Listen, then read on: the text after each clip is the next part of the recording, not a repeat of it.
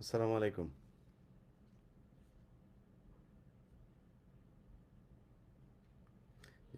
আসসালামু আলাইকুম। জি, প্রিয় দর্শক, আপনারা আশা করি ভালো আছেন।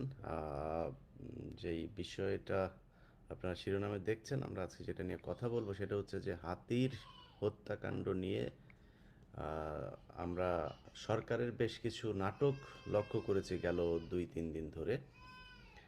তো এই নাটকের ভেতরে যেটা হয়েছে সেটা হলো আ আদির এই মৃত্যু হত্যাকাণ্ড নিয়ে ইনকিলাব মঞ্চ আজকে দুদিন ধরে আবার নতুন করে তারা রাস্তায় নেমেছে, শাহবাগ অবরোধ করেছে এবং বিভিন্ন জায়গায় জেলায় জেলায় তারা বিক্ষোভ করেছে। সারা দেশের মানুষ সেটার বিচার চায় এবং আমরা যতটুকু শুনতে পেরেছি যে হাদির মৃত্যু হয় নাই, হাদি ইউনূসের বুকে আছেন। তো ইউনূস হাদিকে বুকের ভেতরে নিয়ে তারপরে ইউনূস এখন পর্যন্ত তাদের ধরতে পারেন না। এটা কেন ধরতে পারেন না আমি জানি না। তো এই চাপগুলো সামনের থেকে আসার ফলে যেটা হলো, এই চাপগুলো আসার কারণে আপনার গতকালকে আমরা সরকারের ব্যাপক কিছু দেখলাম। ব্যাপক কি বলে আ তৎপরতা দেখলাম। সেই তৎপরতাগুলোর ভেতরে পুলিশ, মন্ত্রণালয় তারা কিছু বক্তব্য দিয়েছে এবং আমরা একজন উপদেষ্টার বক্তব্য শুনলাম। তার নাম হচ্ছে রেজওয়ানা হাসান।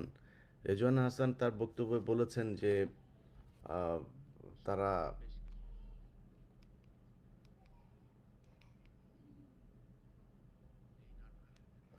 রেজওয়ানা হাসান বলেছেন যে তারা ভারত নাকি তাদেরকে বলেছেন সরকারকে যে আসামিকে ধরতে, তারপরে সরকারকে সহায়তা করবে ভারত।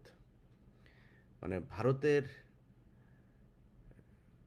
কে বলেছে ওনাকে যে ভারতে সে আসামিরা আছেন, কোথায় আছেন? মানে সহায়তা মানে কি? ভারত কেন সহায়তা করবে? তার মানে আসামিরা ভারতে চলে গিয়েছেন, এটা এই ডিজিএফআইয়ের যেই বয়ান, সেই ডিজিএফআইয়ের বয়ান অনুযায়ী এটা সরকার নিশ্চিত হয়েছে যে ভারতে চলে গিয়েছে। যদি ভারতে যেয়ে থাকে তাহলে তো এটা ভারতের সহায়তার কিছু না, ভারত আমার আসামি পাঠায় দেবে।